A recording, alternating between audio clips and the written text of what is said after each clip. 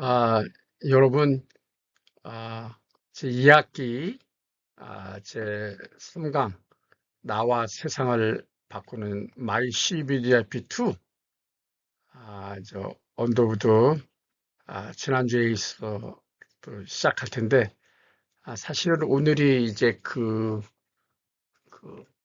5월, 5월, 아, 5월, 그, 19, 오늘이 5월 26일이에요. 5월 26일. 아, 그렇구나. 예. 이게 날짜가는 또 잘 모르겠네요. 네, 5월 26일 막 우리 그 군성교 지회장, 타운장 줌 미팅 마치고, 아, 제가 여러 번 이제 지난주부터 한 주간 오늘까지 계속 술문과 기말고사 이렇게 답안을 보니까 너무 열심히들 하셔요.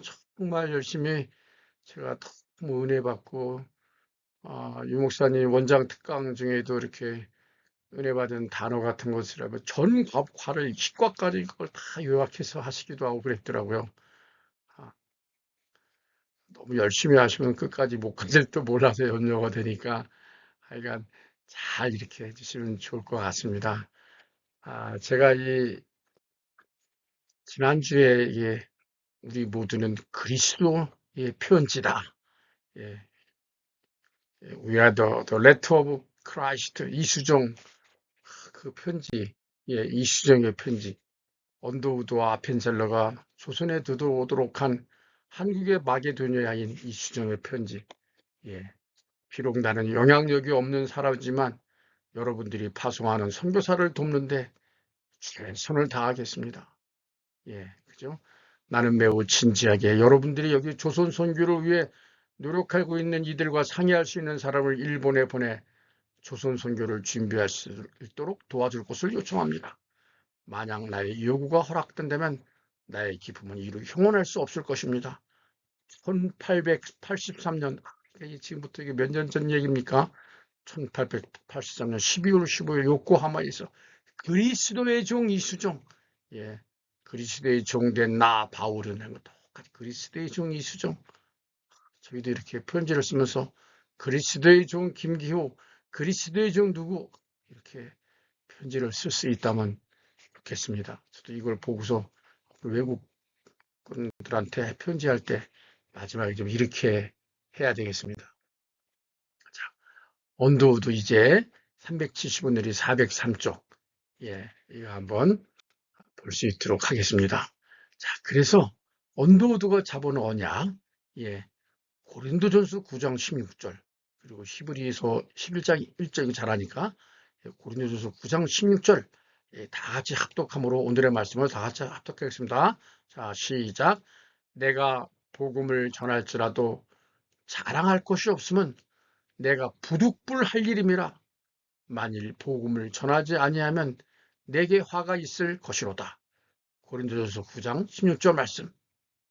사도 바울 고박했지만 저도 사실은 이렇게 부득불 많이 해요. 부득불. 자, 여러분이 한 번 이거 MRT에서 시작한 거 끝까지 좀 부족하더라도 가다 보면은 예 그러면 하나님의 은혜로 여러분 답안 보니까 다 좀 어려우시죠? 은혜로 하셨다니까 다 공감이 되더라고요. 그전에는 오른바다 낯선이 몸 어디든지 가오리다. 이 사람 참 잘 불렀었는데요. 아골골짝 빈들에도 복음 들고 가오리다. 제가 이 묵상을 언더우드를 생각하고 나는 미국인으로 조선 선교를 가슴에 품었다. 그러나 조선은 1866년부터 1871년 약 10년간 8천여 명의 천주교 신자를 처형했다. 이 잠두봉이라는 절벽에서 머리를 잘라 한강으로 던져버렸다. 우리 미국 정부에서도 우리 교단에서도 하지 말라고 한다. 나는 내가 부흥시킨 교회 담임 목사도 사임하고 약혼도 파해당했다. 나는 어떻게 하겠는가. 이게 이제 미국이라는데 내가 이런 처지라면 여러분. 근데 아까 그 이제 본문에 나오겠습니다. 하나님의 음성이 네가 안 가면 어떡하느냐. 그런 음성이 계속 들려오는 거예요. 아, 제가 이제 자주 이 양화진 선교사 묘역하고 그 반대편에 있는 이 절두산 성지, 물론 천주교지만 자주 가보는데요. 저 여기 가면은 많이 숙연해집니다. 왜 이제 약간 좀 어떻게 말씀드려야 될지 모르겠지만 처음에는 천주교가 들어오고 신부가 들어오고 이러다 보니까 대원군 시대에 천주교 신도들이 많이 처형됐는데 그로 인해서 신묘하게도 우리 개신교는 그 주로 또 외국인 선교사들이다 보니까 또 우리 저기도 그렇게 처형당하지는 않았던 것 같습니다. 그 다음 장에서 여기 조금 더 절투산 성지를 설명하고 그다음에 시대적 배경을 설명할 수 있도록 하겠습니다. 있었지만요. 여기가 1970년대에 초에 그 절두산 에서 선주교에서 절두산 성당을 지은 모습인데 이쪽이 그 양화진 나루터고 저쪽 건너편 건너편에도 아무것도 없죠, 아무것도 없습니다. 정말 여기 이 8천 명이 처형되므로 여기 한강에 많이 붉은 피로 물들었었다 그래요. 시대적 배경을 먼저 살펴보면 여러분 병인 박해로부터 병인 양요 그리고 신미 양요가 빠졌네요. 신미 양요까지 알아봐야 될 것 같아요. 병인 양요는 프랑스 함대와 싸운 거고요. 신미 양요는 미국과 싸운 건데 주로 강화도에서 이루어졌어요. 이 예전에는 이 조선시대 때 운송수단이 주로 배로 돼 있어서 요 진자 들어가는 거, 포자 들어가는 거, 구자 들어가는 게 다 나루예요. 나루 진자. 그래서 이 마포나루, 이 양화진 나루가 굉장히 넓어서 서해 인천 쪽으로나 강화도로 이렇게 들어오면은 여기 이 한강을 따라서 지금 저 행수산성쯤에 가면은 밀물과 썰물의 영향을 봐서 막 굉장히 여기가 넓은데 행선에서 조금만 내려가면 양화진 나루터군요. 여기까지 이렇게 그 배들이 몰래 와서 이제 외국들이 이제 러시아니, 프랑스니, 미국이니 뭐 일본은 벌써 서양물이 들어와 있었고요. 근데 이제 우리는 대원군이 섭정하고 했을 때라 일체의 그 서양 문물을 받아들이지 않기 때문에 천주교 신자를 많이 죽이고 나서 그래서 프랑스 신부였는데 프랑스와 싸운 게 병인양요죠. 병인양요. 오랑캐가 요란을 떨어서 오랑캐와 싸우다. 뭐 이제 서양놈들이 요란을 멀어 벌렸다. 뭐 양요 뭐 이렇게 이제 얘기를 하는 거죠. 여기 이거 덕포진과 요 광성보 사이에 요게 강화해요. 강화 채널. 염화수로라고 그러는데 이 수로가 굉장히 빠른 수로예요. 예. 이제 이게 프랑스 군대가 강화도를 침략하는데 천주교 신자들이 도움을 줬다는 사실이 알려지면서 병인 양요가 이렇게 진행이 되면서 요 양화진까지 왔다 갔다 그래서 양천에서부터 저 건너편이 아까 그 다리 건너편이 양천이죠. 양천이 향교 있는데 그쯤에 양화진에서 이렇게 20여 명이 처형되면서 머리가 잘려 내려가서 이제 절두산이다. 이거 옛날 에 누가 이제 그린 그림이에요. 그리고 이제 여기 신미양요 때 또 똑같이 이렇게 프랑스 함대 또 미국 함대도 일로 들어오고 이게 이제 광송보에 가면은 이런 그 포가 있어요. 포. 이렇게 이제 여기다 집어넣었다가 요 수로로 지나갈 때 딱 쳐서 맞히는 거죠. 예. 그런데 제가 이 CBDIP 책자에는 언더우드를 중심으로 기술을 했지만 이 언더우드 선교사를 중심으로 이렇게 선교하고 또 자꾸 그 양화진 선교사 묘역을 가다 보니까 정말 많은 선교사 분들이 우리 한국의 복음화를 위하여 땀 흘리고 순교하시고 그랬더라고요.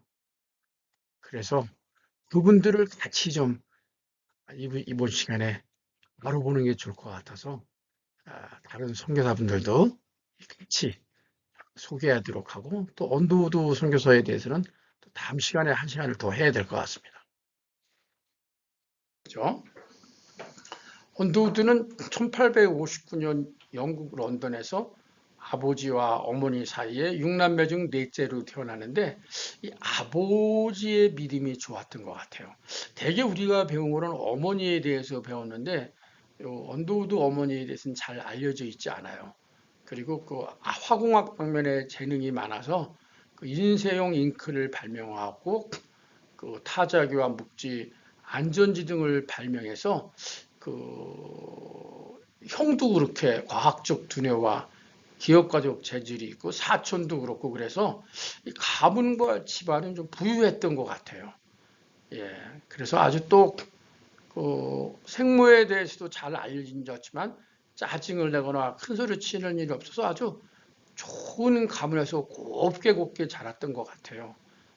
근데 뭐 5살 때 이제 생모가 돌아가셔서 이제 계모 밑에서 자랐던 것 같아요. 계모에 대해서는 잘 알려지지 않은데 그 언더우드 그 아버지가 굉장히 특이해요. 어린 자녀들을 교회에 가서 어린이 기대로 만든 의자에 앉아 예배에 참석하게 하고 집에 돌아와서 큰아들에게 설교에 관한 것이나 성경에 대하여 배운 바를 말해보도록 하였다. 그러니까 어릴 때부터 예배를 반드시 성공하도록 하고 말씀을 포럼했어요. 그리고 중요한 성경 구절은 다 외우게 예배를 체질을 하고. 그래서 그 언더우드는 형제들과 정도 대단히 두터웠지만 이 아버지의 지도면서 일찍부터 성경 구절을 많이 외웠고 어떤 때는 히브리어로 된 구절을 아버지 앞에 나와서 외우기도 했다 그래요. 지금 우리 손자가 5살인데 얘가 성경을 막 외우고 특히 영어로 이렇게 외우면 제가 얼마나 기분이 좋은지 몰라요. 아마 그랬을 것 같아요. 저 같은 경우에도 주일학교 시골에서 다녔지만 요절은 다 암기했던 것 같고요. 중학교 1학년 때부터 중령 때까지 제가 교사를 했는데 교사를 하면서 많이 배운 것 같고 고등학교 때는 YFC 전국 성경 퀴즈 대회도 나갔었고 설교 대회도 나가서 1등 했던 그런 생각도 드네요. 그래서 어릴 때부터 이렇게 말씀을 외우고 포럼하고 예배를 성공하는 거, 버릇을 기우는 습관을 들이는 거, 부모에 의해서 대단히 중요한 것 같아요. 다음에는 집중과 몰입과 전략. 제가 가장 이 전쟁만큼 변수가 많은 게 없잖아요. 전쟁만큼 정말 안개와 같고 모르는 게 많은데 그런데도 그 전쟁을 탁 치니까 이길 수 있는 원칙이 있다라는 건데 가장 중요한 전쟁 원칙 제가 좀 한 3가지 정도 되는데 목표를 정하고 그 목표에 집중하라. 예, 목표 곱하기 집중. 깐니마 똑까 하면 이 말을 까지만 안 까니마 골라까 하면 못 간다고 제가 늘 얘기하지 일본말 비슷하게 해서 근데 다 시간은 누구에나 똑같기 때문에 집중과 몰입을 하려면 제가 생각할 때는 걸림돌을 제거해야 될 것 같아요. 남들 노는 거 다 놀고 골프 치기 모임인데 빠져 골프 치는 데 가고 좀 뭐 군 골프장에 치면 되게 싸요. 돈 들면 안 들어요. 모임에 다 참석하고 친구들 다 만나고 또 와이프하고 사이좋게 지내면은 이거 용수 잘못돼 뭐 시장 가지 어디 놀러 가자 그러면 하루 계속 다 보내거든요. 갔다냐고. 뭐 가정을 저기 하려는 건 아닌데 제가 한 가지 예를 들면 바울이 루디아 집에 살 때 루디아가 과부 같은데 루디아하고 살았으면 얼마나 편하고 좋았을까. 밥도 잘 얻어먹고. 제가 근데 복음을 전할 때는 방해가 됐을 것 같아요. 언더우드는 일에 몰두하면 다른 일들을 잊어버리는 버릇이 있었대요. 집안이 몹시 또 가난했다 그러네요. 어릴 때.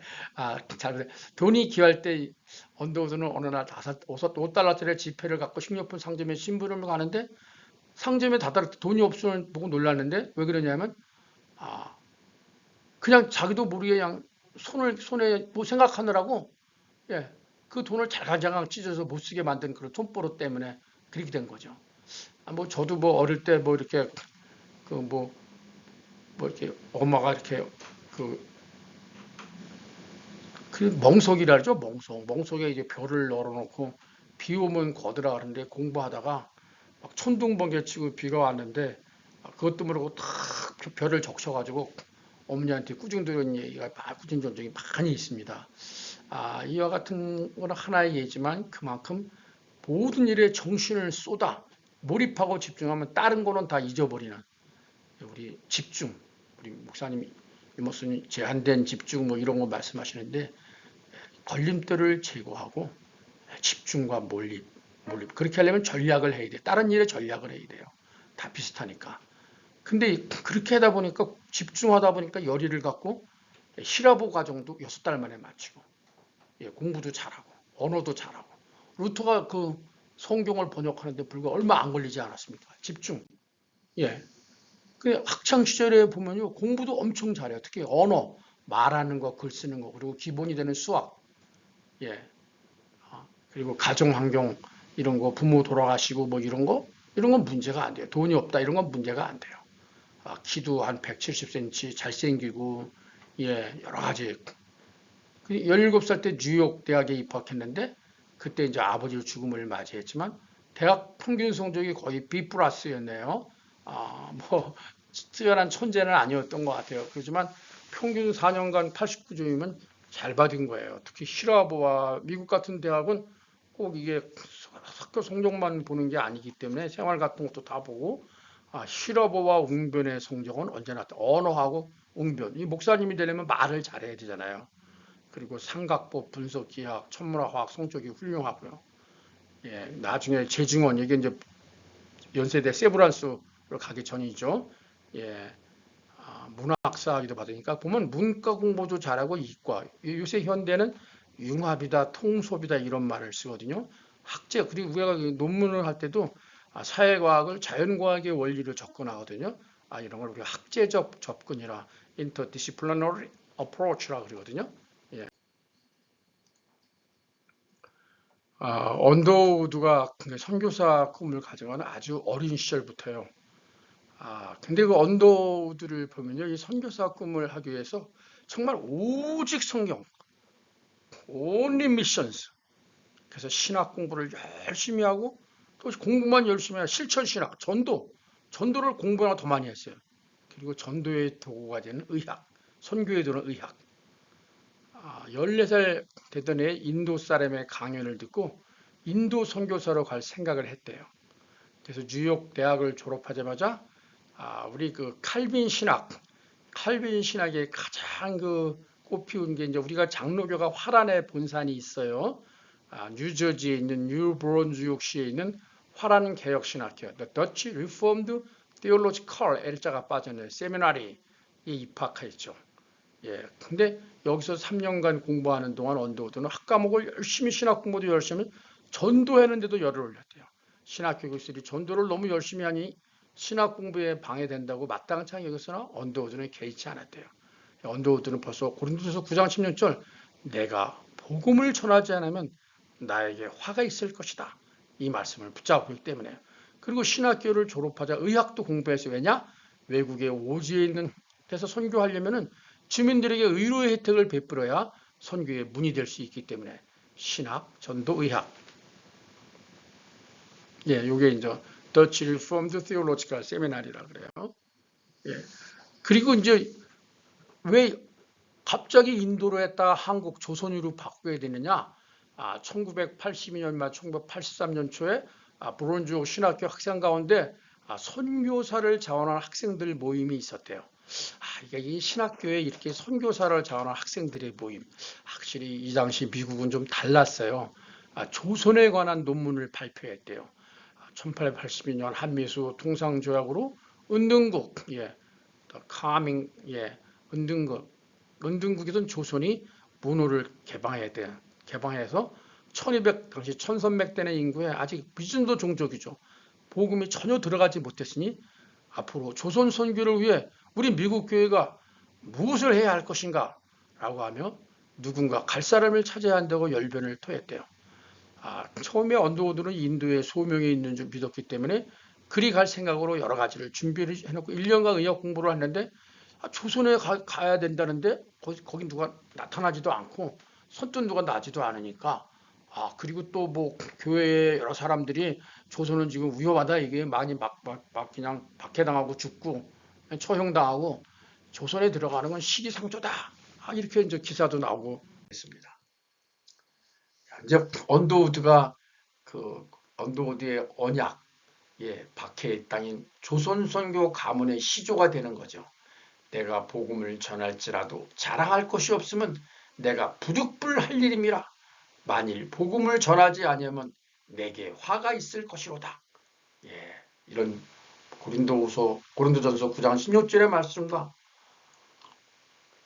믿음은 바라는 것들의 실상이요 보지 못하는 것들의 증거니 하는 히브리서 11장 1절 말씀을 언약 말씀 그런 거예요. 근데 언더우드가 조선을 선교지로 결정한 거는 이거 굉장히 중요해요. 1년간의 섣불리 결심한 게 아니라 인도로 했다가 말씀 묵상과 기도 응답의 결실이었다. 그러니까 우리가 결단하는 게 물론 즉시로 중요한데 그리고 큰 걸 말씀을 1년간 묵상하고 기도 응답을 쭉 하면서 그래서 늘 어릴 때부터 결심했던 그 말씀을 묵상하는 거예요. 우리 묵상 요새 묵상 말씀 많이 아시죠? 묵상 명상 묵상 내가 복음을 전하도 자랑할 것이 없으면 내가 부득불할 일임이라. 만일 복음을 전하지 아니하면 내게 화가 있을 것이다. 어느 날 언더우드가 이 말씀을 묵상하면서 기도하는 중에 조선에 갈 사람이 하나도 없다니 조선은 어떻게 될까? 라는 신비한 음성을 들었다는 거예요. 말씀을 묵상하고 기도할수록 그 신비한 음성이 더욱 또렷하게 그의 가슴을 때리곤 했다. 삼직증, 삼응답, 3대 세팅이죠. 아무도 가려하지 않는 박해의 땅, 목을 내놓아야 하는 암흑의 땅, 조선에 복음을 전하지 않으면 내게 화가 있을 것이로다. 부득불이라도 내가 가야 하지 않겠는가? 주여, 지금은 아무것도 보이지 않습니다. 주님, 메마르고 가난한 땅, 나무 한 그루 시원하게 자라오르지 못하고 있는 땅에 저희들을 옮겨와 심으셨습니다. 그 언더우드의 언약적 비전은 뭘까요? 어둠과 죽음의 땅, 암흑의 땅, 복음이 없어 죽어가는 조선을 복음으로 살리자. 나 하나 죽어서 조선 복음화의 치욕. 그런 거로 제가 생각을 해봤습니다. 시대적 배경에서 봤지만 당시 8,000명 이상이나 죽고 온 가족이 할 정도로 조선은 정말 박해의 땅이었죠. 그러나 이사야 6장을 묵상하면서 어둠의 땅 조선을 놓고 기도할 때 여호와께서 이르시되 내가 누구를 보내며 누가 우리를 위하여 갈고 그때 내가 하로다 내가 여기 있나이다 나를 보내소서. 그렇습니다. 주님 제가 하겠습니다. 주님 제가 죽음의 땅이지만 조선으로 기꺼이 가겠습니다. 부족하지만 제게 힘을 주시옵소서. 저를 보내주시옵소서. 나를 보내소서. 나를 사용해 주시옵소서. 근데 이렇게 결단했다고 응답이 왔다고 곧바로 실천되는 게 아니죠. 꼭 고난과 유혹 그리고 혼돈이 오죠. 무슨 일이든 조선의 선교사로 파송했는데 그가 생각했던 쉽게 풀리지가 않아요.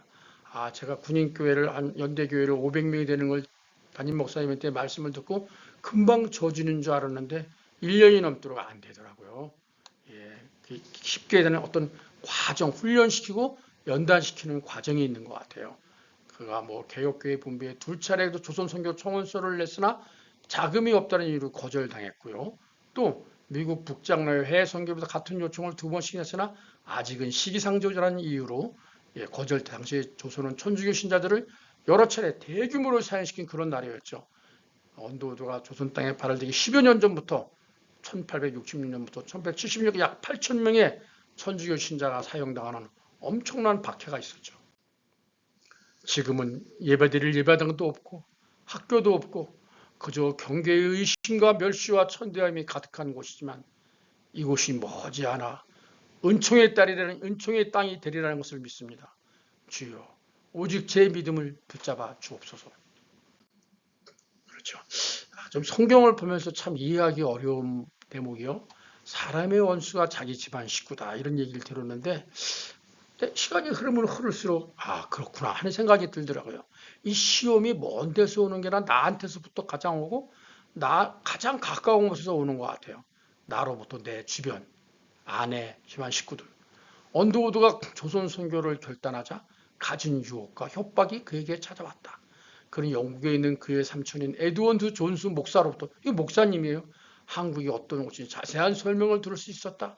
특히 1866년 조선에 입국하자마자 아무것도 못하고 대동강에 죽게 된 토막스 목사 순교 사건의 설명을 다. 토막스 목사님이 있는 영국 그 교회가 굉장히 그 전통이 있고 오래된 교회라고 갔다 온 분들이 얘기를 하더라고요. 그리고 이 토막스 목사님이 사도 바울처럼 굉장히 공부를 많이 하신 분이래요. 그 삼촌인 존스 목사로는 위험한 언더우드의 조선행을 말려보라 했어요. 우리가 뭘 하면 사람들이 그럴듯한 말로 야, 여긴 이렇고 이렇고 저렇고 저렇고 네가 할 게 아니야. 너 말고 다른 사람 있을 거야. 왜 꼭 네가 굳이 하려 그래? 예. 근데 또 이런 일이 있으면 꼭 때마침 다시스가 생겨요. 마침 다시스에 이내로 가기 쉽지 않은데, 예, 마침 신학교 마지막 해 뉴저지에 있는 뉴폼턴에 있는 교회에 청빙됐는데 언더우드는 설교도 잘하고 헌신적이다.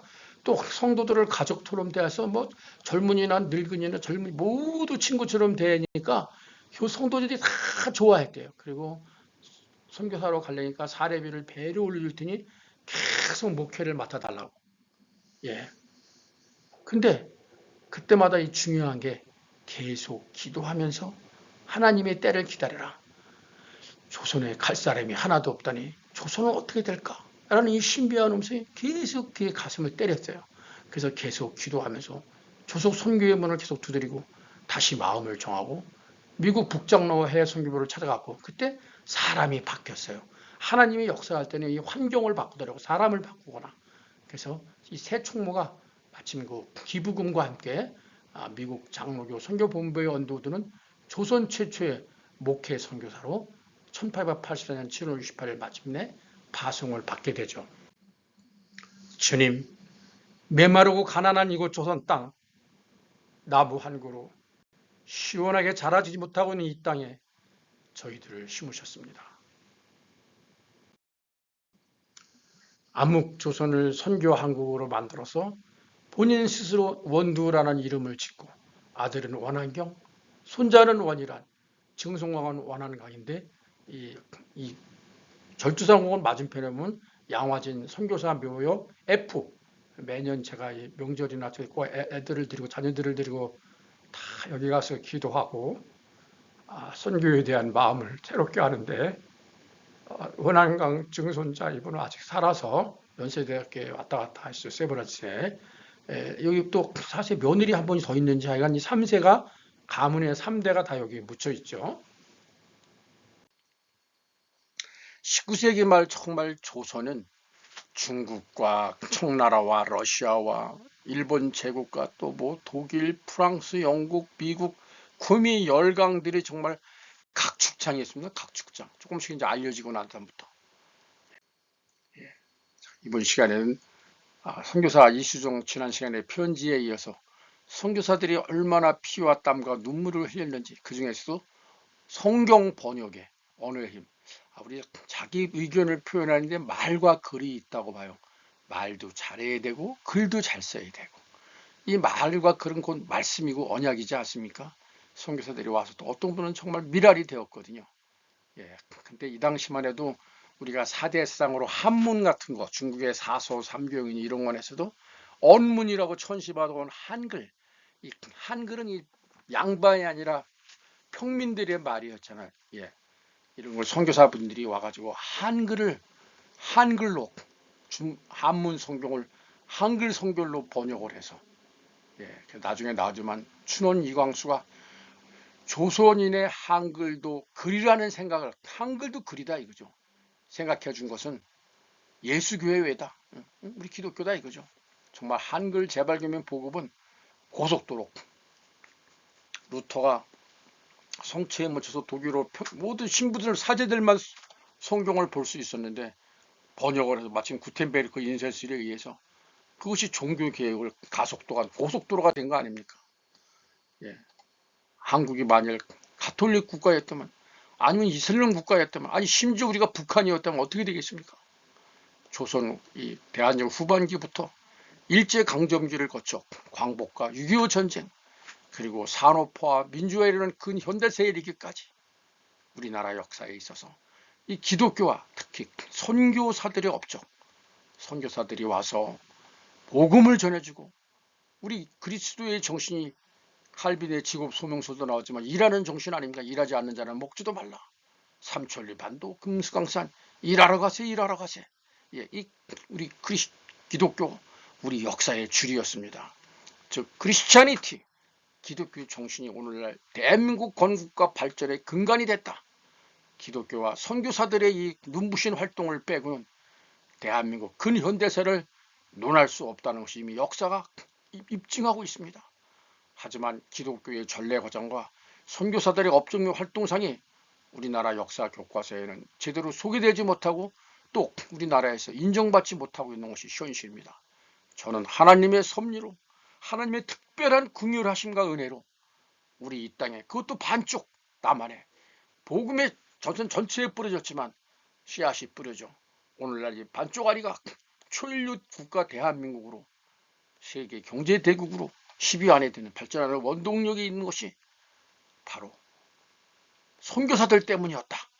그래서 언더우드뿐만 아니라 조선의 선교사분들이 어떻게 했는가 그 중에서 모든 사람이 성경을 알 수 있도록 성경을 번역한 일을 좀 더 중점적으로 소개하고자 합니다.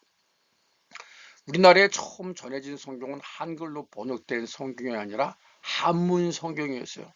영어 성경을 최초로 한문으로 번역한 이는 영국 런던 선교에서 중국에 파견된 최초의 개신교 선교사 로버트 모리슨이었습니다. 자, 이때만 해도 조선이라는 나라는 알려져 있지 않았어요. 유럽에 이 중국이라는 큰 나라하고 일찌감치 포르투갈이 일본에 상륙해서 일본은 메이지 유신을 해서 일본하고 중국은 알려져 있었어요. 그러니까 일본에서 일부 선교사들이 많이 활동했고 중국에 엄청 많이 왔었어요. 그래서 이제 그 최초의 영어 성경을 중국어로 번역이 됐어요. 우리에게 친숙한 단어인 천국이다, 복음이다, 사도 이런 거는 모리스 선교사가 처음으로 한자로 만든 것이에요. 예, 정말 성경을 처음 번역하는 일은 그쪽 문화권에 없는 성경적 용어도 새롭게 만들어야 하는 매우 고된 작업이었습니다. 요새 뭐 한강에 무슨 작품 채식주의자니 뭐 이런 것들이 노벨 문학상 받아서 난리인데 그것도 영국에 있는 사람이 번역을 잘해서 영어로 멋있게 이 번역의 일이 참 번역은 새로운 창작이라 그러잖아요. 예. 근데 지금도 이거에서 좋은 점도 나쁜 점이 중국말로 우리말로 옮기다 보니까 다메섹 도상 사울이 꼬꾸라 쓰러진 게 다메섹 다마스커스로 가는 도중이죠. 다마스커스가 시리아의 현재 수도 아닙니까? 역사적인 사실이거든요. 다마스커스로 가는 도중에. 근데 다메섹 도상 가면 뭐 새로운 얘기 같잖아요. 그래서 제가 인명이나 지역의 이름, 지명, 그건 지금 표기 발음대로 해야 역사적 사실임이 입증된다. 저 이걸 참 성경 번역하는 분들한테 또 성경적인 성서 공회에 제가 한번 잘 써서 건의하고 한번 해보고 싶더라고요. 뭐 우리 뭐 스도이고 학파 아덴 아테나인데 고린도 코린트 뭐 옛날 지명 그대로 하면 얼마나 좋습니까?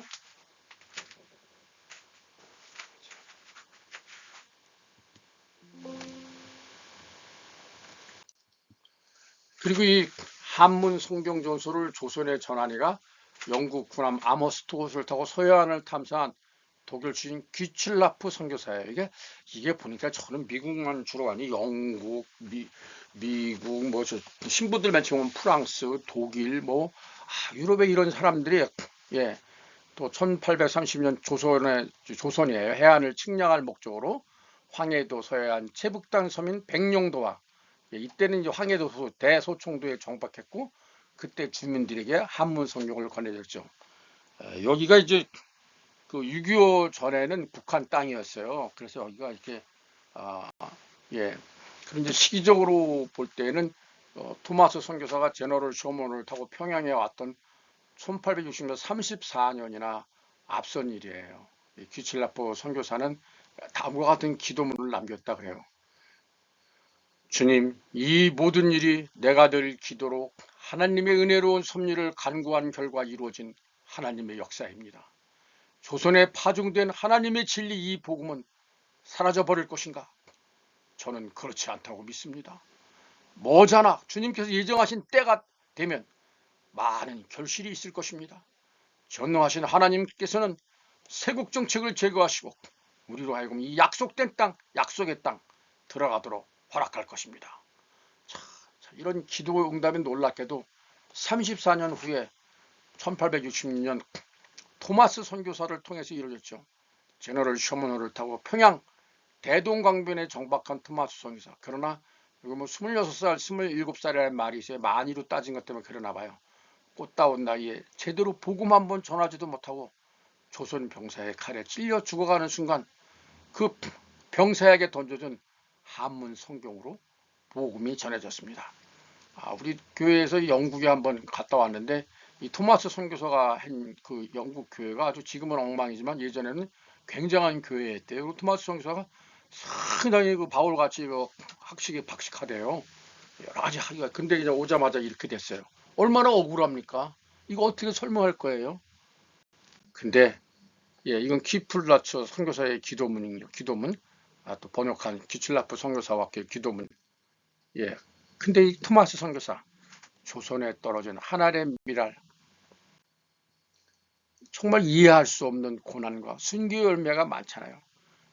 그래서 예전에는 이 역사가들이 글을 잘못 써 그림으로 많이 나타낸 것 같아요. 그래서 토마스 선교사 이제 순교 장면이죠. 이렇게 조선 군졸들이 이제 와서 화포도 쏘고 칼을 들고 와서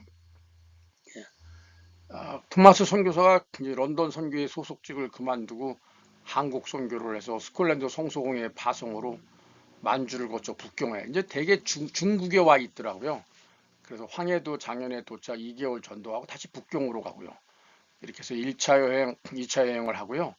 이제 이 김옥균 있죠. 김홍집 이런 사람들을 깨어난 게 다 기독교 영에 이 사람들이 다 눈을 뜨게 된 것이 다 우리 복음 때문이에요.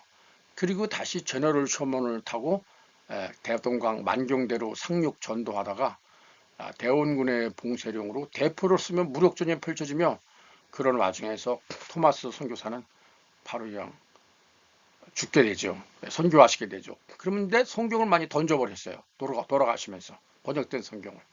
이것이 복음의 씨앗이 되는 거예요. 누구냐? 결국 그는 순교를 당하였지만 그의 첫 순교가 한국교회 한 알에 썩은 미랄이 되었다. 고난이 순교로 이어지는 현장이었다. 이 하나님의 섭리는 놀라운 결실로 이어졌고 마포 3렬에 선교가 있게 된다. 그래서 선교는 순교를 동반하는 고통이 있다. 그 고난 후에 부활의 영원한 결실이 반드시 있기도 하다.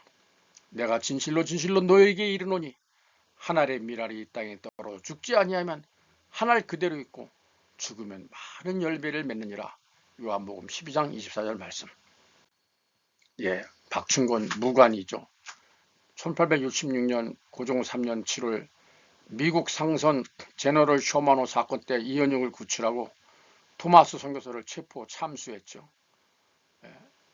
1899년 마펜 목사, 아까 마포 3열 목사에게 세례를 받고 안주교회 영수가 돼요. 이때는 장로나 이런 직분이 없어서 최초에는 영수라는 직분을 받았어요. 이게 나중에 이제 변결이 이름이 바뀌어서 장로가 된 거죠. 기독교 사업에 생을 바쳤다. 이렇게 해서 이제 막 하느님의 섭리는 참 우리가 알 수가 없어요. 조선 민초들의 삶 속에 녹아있는 살아있는 인말 익히며 복음 전했던 언더우드. 자, 이제 언더우드가 이제 한 일을 보면요.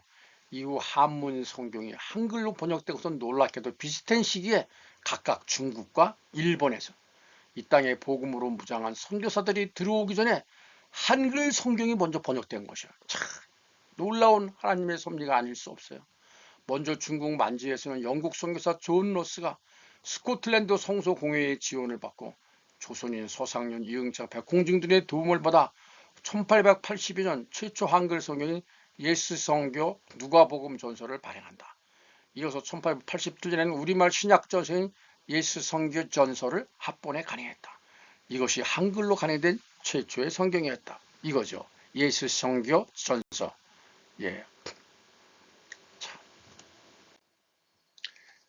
일본에서는 지난 시간에 말했지만 편지 유학생 이수정이 미국 송송의 일본 지부 총부인 헨리 루미스 목사의 권유로 먼저 한문 성경의 이두로 맨 처음에 토를 단 현토라 그랬죠. 이두로 토를 단 사복음서와 사도행전을 1884년에 발간한다. 이를 바탕으로 1980년 최초의 국한문 성경인 신약 마가전 복음서 언해를 출간했다. 바로 이 책이 언더우드와 아펜젤러가 일본을 경유해 여기 만났다 그랬죠. 이수정 선교사와 조선으로 들어올 때 가지고 온 성경이다. 그 후 많은 우여곡절을 거쳐 1890년에 완성된 마태복음전을 시작으로 1900년 5월에 신약성경 전부가 완역되었다. 이것이 국내에서 번역된 최초의 신약전서이다. 그런데 여기서 주목해야 할 점은 국내에서 한글 성경이 번역되는 과정에서 존 로스 번역본과 이수정 번역본이 중요한 모본이 되어 신약성경 번역에 큰 역할을 했다는 것이다.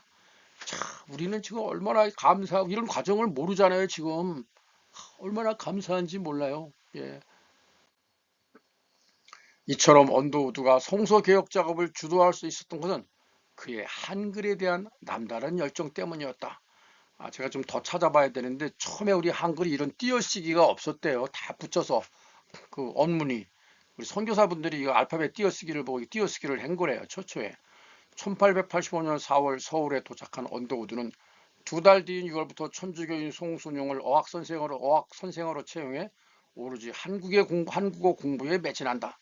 송순용은 당시 가장 탁월한 어학 선생이라는 평판을 얻을 만큼 명망 있는 사람이었다. 언더우드는 기회가 있을 때마다 전도도 할 겸 지방으로 가서 현지인들과 직접 만나 대화를 나누면서 조선 민초들의 삶 속에 녹아있는 살아있는 인마를 익혔다. 회화책 구두죠. 예, 또 3차 지방 여행을 하고요. 예, 그리고 이제 이렇게 왕의 그 주치 간호사였던 호튼과 미국에서 이제 약혼녀가 파혼하고 왔죠. 약혼녀가 반대하니까. 예, 또 이렇게 신혼여행도 전도여행으로 가요. 세례를 베풀면서 참. 예, 언더우드 선교사 부부가 이제 신혼여행을 겸한 예, 소복 그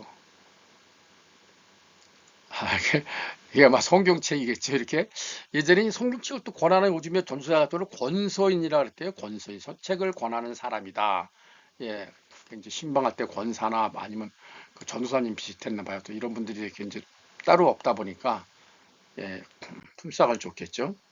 자, 그래서 이광수의 말인데 신원 이광수 한글도 글이다. 그때는 한문을 숭배하고 양반들을 사서 삼경이니 이거 천자는 기본이고요. 평민들은 엄민은 행게 평민에게 복음을 전하려니까 한글인데 한글이라는 게 글이라는 생각을 못한 거예요. 근데 한글도 글이라는 생각을 조선인에게 준 것은 실로 예수교회외다. 이광수의 선언이에요. 언더우드가 주로 신약성경 번역에 주력했다면 윌리엄 데이비드 레이놀즈 선교사는 구약성경 번역을 도맡았다. 어학 실력이 들중했던 레이놀즈는 그의 어학 선생과 함께 강화도에 나가 한국말로 전도를 다녔다. 레이놀즈는 한국어 공부를 시작 6개월 만에 20분 정도의 한국어 설교가 가능할 정도로 어학에 천부적인 재능을 타고난 사람이었다. 참, 이런 사람이 있나 봐요. 영국 성서공회도 그 최고의 한국 실력, 그에 대해 최고의 한국어 실력 소재라고 평할 정도였다. 레이놀즈는 전주 소문교회 담임 목사로 섬기면서 참 이런 분들이 대구, 전주, 서울, 강화도, 인천, 전국에 얼마나 많은 분이 와 있는지 몰라요. 지금 보니까 두 명의 조선인 조수와 함께 구약성경 번역에 몰두했다. 드디어 1910년 4월 오후 5시 레이놀즈는 구약의 마지막 구절 번역을 마치자마자 서울에 있던 영국 성서공회 대리인 휴 밀러에게 한국말로 번역 다 됐소. Interpretation is finished. 라는 전문을 보냈다. 구약성경 39권 중 예레미야서를 제외한 38권을 5년 5개월 만에 마친 것이었다. 구약과 신약을 합쳐 총 66권의 한국어 성경 가운데 신약의 고린도 전후서 2권을 포함해서 40권이 그의 손으로 번역된 것이다. 한글 구약 성경 번역에 있어 또 한 명 빼놓을 수 없는 사람이 알렉산더 피터스이다. 그는 1871년 러시아의 정통파 유대인 가정에서 태어나 어려서부터 히브리어를 배웠다. 이 어려서부터 우리 언어를요 어려서부터 가르쳐야 될 것 같아요. 모세가 어려서부터 엄마 품에서 요괴베트에서 이렇게 언어를 배운 것 같이 어려서부터 언어를 제가 영어 공부하는 게 얼마나 어려운지 몰라요, 제가.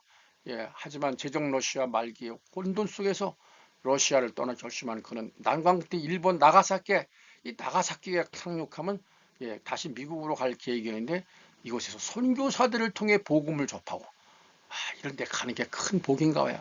선교사를 만나면 하나님을 만난 것이죠. 복음을 접하고 세례를 받은 후 자신이 한 번도 생각지 않았던 조선으로 인도함을 받았다. 당시 조선은 신구약 구약 성경 번역을 절치로 필요로 하던 상황이었다. 어쩌면 하나님께서는 조선에 구약 성경을 선물하기 위해 그를 러시아에서 불러낸 것인지도 모른다. 1895년 조선에 와서 3년간 한글을 익힌 그는 1898년 시편 중 일부를 우리말로 번역을 했는데 그것이 최초의 한글 구약 성경이 시편 찰요다. 피토스 목사는 구약성경 개혁위원회 평생위원으로 위촉돼 한글 성경 작업의 주도적 역할을 감당한다. 개혁 작업은 1938년에 끝이 났고 그의 개혁 성경 전서가 출판됐다. 시편, 찰요, 알렉산더 피토스 목사. 이런 분들이 있어서 여호와는 나의 목자가 되셨으니 내게 부족함이 없으리로다. 여호와가 날로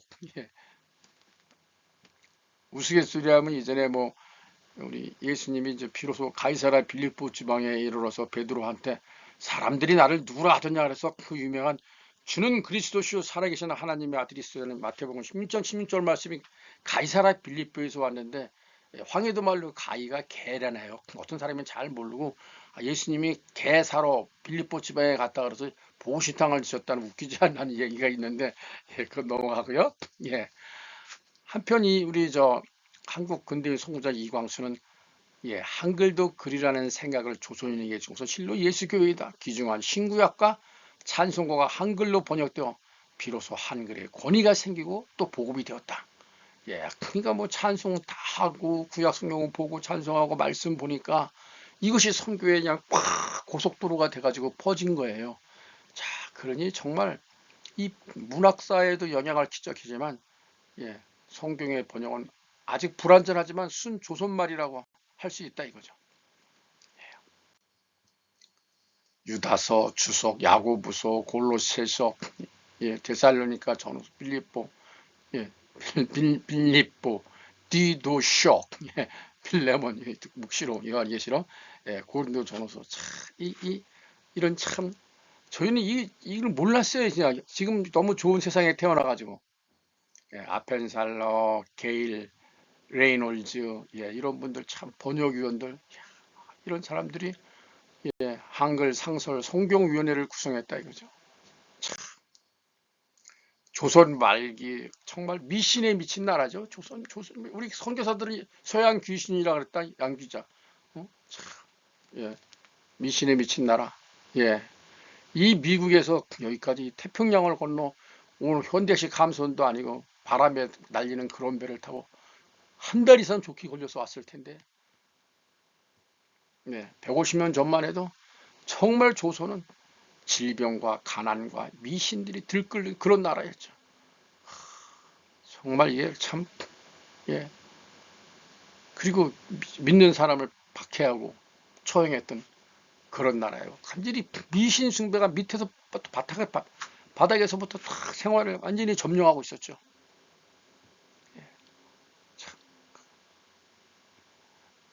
이렇게 살았었어요 예전에 저 어렸을 때만. 그런데 이런 아펜살러, 언더우드, 헐버트 여기 참 알지 못하는 분들이 여러분 시간 되면 양화진 성에서 저는 여기 자주 가요. 여기 손님이 와도 그렇고 이렇게 학교를 세우고 이렇게 했기 때문에 우리가 완전히 트랜스폼도 바뀐 거예요. 가난 저주 암흑의 땅에서 복음의 나라로 강한 나라로 부유한 나라. 제가 이 양화진 선교사묘역, F묘역 이 3대 가문이 며느리까지 다 묻혀 있는 여기 지난 그 1강 때도 잠깐 그 우크라이나 저 안소령하고 갔었다는 얘기를 했었는데 그 본인은 원두라고 하고 아들은 원한경, 손자는 원희란, 또 증손자는 원한강으로 이 3대가 조선에서부터 한국에 이르기까지 그리고 지금도 이 원한강 증손자는 활동을 하고 있습니다. 참, 한 가문이, 한 사람의 삼나라라는 게 이런 거 같아요. 이런 거. 참, 신촌 원시로 바꾸고 원시니까. 이 시조 아닙니까? 시조. 시조. 정말 그 뜻깊은 것 같아요. 아, 제가 이게 넘기고 넘길 때 처음 시작과 끝이 이렇게 맞물리다 보면 소리가 좀 덜 나오는 것 같기도 하더라고요. 항상 PPT를 같이 올려서 여러분이 볼 수 있도록 하고요. 이게 녹화될 때, 비디오 될 때, 전에 이게 녹화된 걸도 같이 쓰고 있고 그래서 연결이 매끄럽지도 못하고 전에 한 연도도 있을 텐데 여러분이 맥락을 이렇게 보시고 같이 이해해 주시면 좋을 것 같습니다. 예, 고맙고 다음 시간에도 언더우드를 가지고 또 여성 선교사들 이런 분들을 또 소개하면서 이 시간 더 할까 합니다. 수고하셨습니다. 고맙습니다.